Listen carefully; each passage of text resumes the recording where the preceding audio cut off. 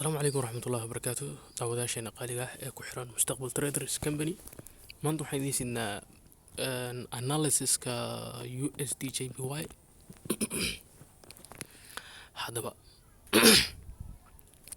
si aan u analysis gareyno suuqan, hadda waxaan joognaa 1 hour time frame-ka.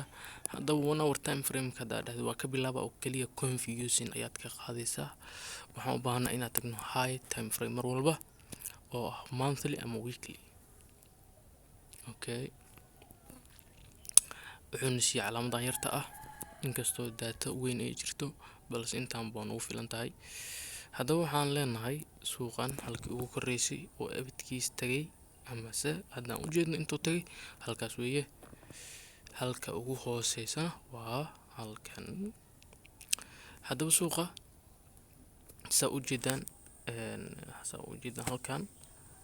halkan ay sheegay intaan ma dhamaystirmin oo hadda suuqa koroo ka yimid halka ugu hooseysa ayuu tagay halkaan ah, halkaas ayuu tagay. okay, si kala inaan tusaa marka aan dhahna bal halkaan suuq halka ugu koreysoo tagay halkaan uu yimid, haddana wuu ka baxay halkaas ayuu tagay ma dhamaystirmin, halkaan ayuu yimid saas halkaas waa tagay, hadda halkaan ayuu yimid suuqa halkaas biska leh.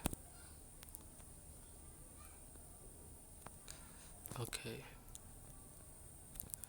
adi waxaa dhahda halkaas suuq almost waxaan dhihi karnaa mar kale wuxuu kusoo laabtay structure support kusoo laabtay, balse muxuusan suuqa sameyn aan soo qaadano rectangle marking tool. suuqa weli ma dhamaystirmin, intaan inuu dhamaystirmo qasab waayo. suuqa halkaas inuu intaas dhamaystirto 1 2 wuxuu u baahan yahay inuu dhamaystirto intaan.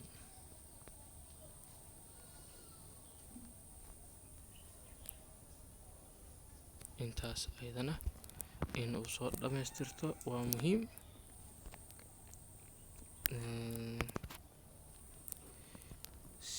saas awgeed hadda halkaas ayuu joogaa suuqa. haddaba waxaan leenahay markaa suuqa halkii ugu koreysay wuu tagay, halkii ugu hooseysa ayuu yimid, halkii ugu koreysay muusan gaarin wuu kasoo laabtay, haddana wuu baxay waa soo la soo celish. halkii ugu koreysay muusan tagin, halkii ugu hooseysay ayuu haddana kusoo laabtay supportiga ah. haddaba suuqa hadda rafsho ayuu ku jiraa isagoo raba inuu soo taabto all time high-gii inuu mar kale ku laabto. haddaba anaga marka halkan waxaa nooga muuqata fursad ah suuqa meesha wajahadiisa hadda waa helnay suuqa calada halkaas ayadana high-ga ka mid ah oo soo taabtay. hadda muhiim ah laakiin iska calaamadaysanina halkan waxaa weeye lowgii oo soo taabtay haddana mar kale halkaas haddana uu soo taabtay suuqa. haddana suuqa waxa uu sameeyey halkan ayuu soo taabtay, weliba waxaan la xaqiir karin wuxuu soo taabtay suuqa isla copy node ayada copy. okay, halkaas soo taabtay suuqa. okay, hadda wajigaas ayaa suuqa ka haysanaa. marka waxaa loo baahan yahay inaan tagno 1 hour time frame. weliba waxaa kaloo noo dhiman trend line-ka oo ah uptrending resistance waxa loo yaqaan ayaan halkan ka arkay saa u jeedaanba halkaas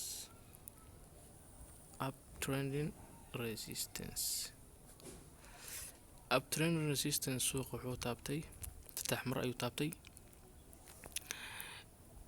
waa hagaag. marka waxaan sameyn karnaa daily time frame-ka ayaan tegaynaa. daily time frame-ka ayaa loo baahan inaan tagno. hadda suuqa waxaan ka haysanaa support iyo resistance iyo wax walba ka haysanaa. haddaba suuqa hadda saa u jeedno waxa uu sameeyey mar kale weji cusub ayuu yeeshtay.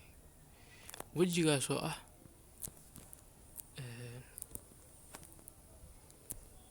saan oo uu samaystay suuqa hadda saa u jeedaan.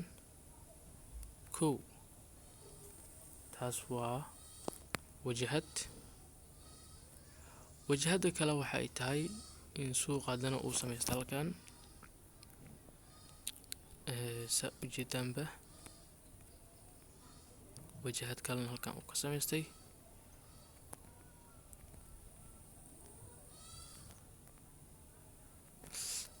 oo sidaas ah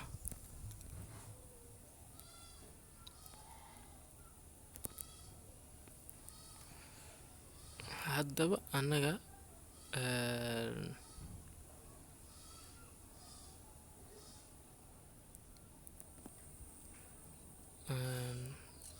maahan waxaas midaan sameyno, waxaan ka dhiganaynaa sida tan haye sida tan ayaan ka dhigan karnaa.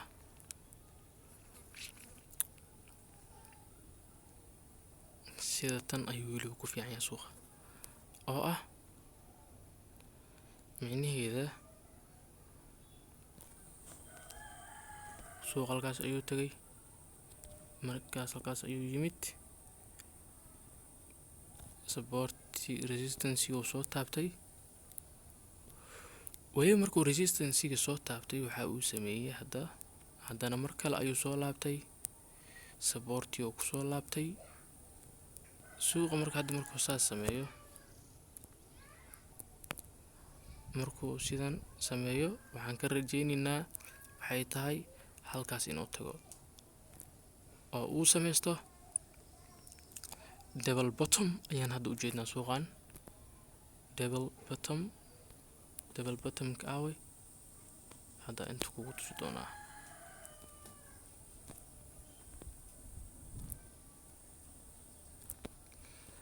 double bottomkiisa suuqa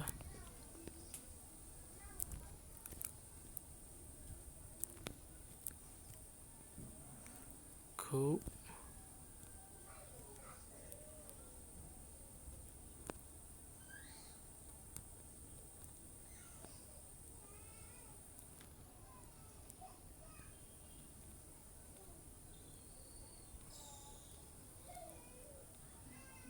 bahashaan noo qabsamin laaba. okay taas ka dhaaf marka ellipse toolka marka la soo qaado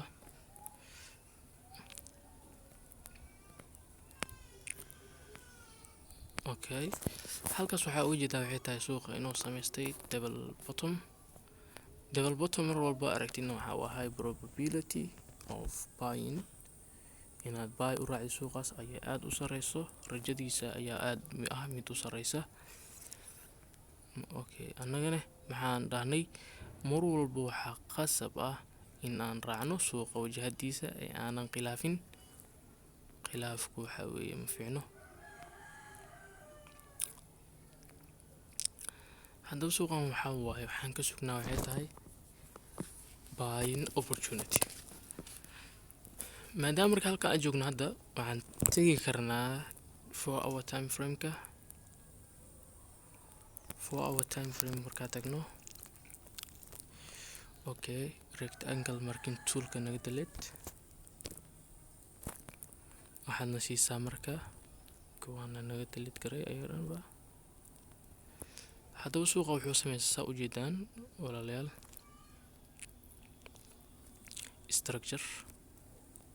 structure-kaas oo weliba saaran supportiga oo jeedaan saas weeye. marka suuqan waxaan ka filan karnaa waxay tahay in uu na siiyo, maadaama uu samaystay double bottom, inuu na siiyo buying opportunity weliba anagoo raacayna suuqa wixii hore oo u sameeyey anagoo copy dhahanayna copy to the highs. okay suuqa saas inuu noqdo ayaan ka rajeyn doonaa insha allah haddii alla raali ka noqdo. Haddaba marka waxaan u baahanaa annaka in aan ilaa intaas profit raadino, kadib markuu soo laabto oo yimaado halkaas aan ku tuso suuqa. marka koowaad ilaa intaas ayaan faa'iido ka raadineynaa. marka labaad ee uu soo laabto haddana inta ayaan ka raaci karnaa ilaa iyo kor, markaas oo weliba buy fiican uu lahaan doono haddii ilaahay raali ka noqdo. waa sida haddaba aan ka aragno historyga iyo daatadii hore annagoo isticmaalayna. haddaba asxaabta qaaliga waxaa loo baahan yahay adinkana inaad samaysaan isku day oo aad samaysaan inaad analysis samaysid. maxaa yeelay weligaa allah haddaa noqotid qof suga maxaa la dhihi jiray signal oo qof kuu soo diray, qofkaas wuu jiran karaa, wuu xanuunsan karaa, forex wuu iska dhaafi karaa. adigana maalintaa khasaartid waxaa leedahay ninkaasa i khasaariyey, waa saas waaye, signal fiican iima soo dirin, bla bla bla. waxaasoo dhan waxaa waaye in aad ka xorowdid oo ka weynaatid ayaa loo baahan yahay haddaad tahay gabar ama wiil. haddaba waxaa loo baahan yahay analysiska hadda saa ku aragteenba sidaas oo kale inaad samaysataan, istaraatiijiyadna aad lahaataan. aniga istaraatiijiyadeedu waxa ay tahay suuqa in aan helo suuqa horta waa inuu yahay currency-ga, waa inaan haystaa currency heat map oo currency markii tusaale ahaan USDJB hadda waxay siisay fursad buy ah. haddaba buydan iska galaya may waxaa loo baahan yahay inaad geshid USD oo strong ah, JPY oo weak ah. sidaas ku heli kartaa. marka waxaad helaysaa adigoo weliba support iyo resistance inuu ku dhaafo diidaya, ayaad waxaa helaysaa application lagu magacaabo currency heat wave oo hadda aan soo geliyay YouTube-ka shalay. kaas ayaad ka isticmaali kartaa weliba adoo xaaladaha suuqa kala socon doona, lacagta ugu qaalisan oo ugu awood badanna ka arki doona halkaas. haddaba suuqan waxaan dhahnay fursad wuxuu leeyahay weegan buy ah, anaga buydeedna waa sii diyaarsaynaa. buying opportunity here,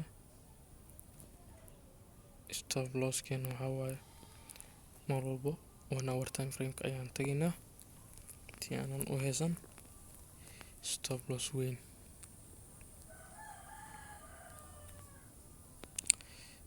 50 pip stop loss oo ka hooseeyo structure-kan, 57 pip stop loss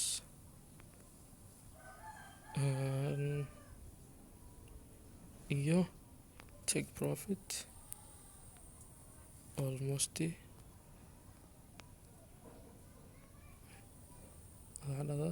stop loss 40 pip.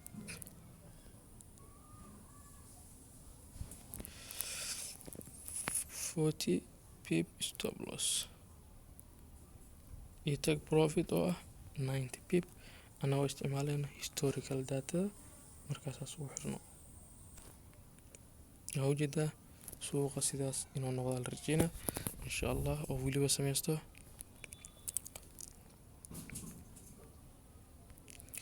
sidan. haddana waa historical markii insha allah mustaqbalka weegan dhexdiisa ama weega damba suuqa inuu saan kusoo laabto ayadana mar kale aan faanqey doonaa.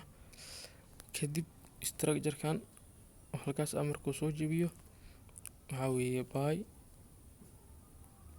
ayaad fursad ka helaysaa. insha allah saas ayaan ku socon doontaa ilaa iyo suuqa uu ka tagayo meesha ugu koreyso. haddaba maanta halkaas ayaan kusoo gabagabeynayaa qaab muuqaalka suuqa geedan oo historicalka intanodic labadana waan iska daleydinaa delete. asalaamu calaykum waraxmatullaahi wabarakaatu.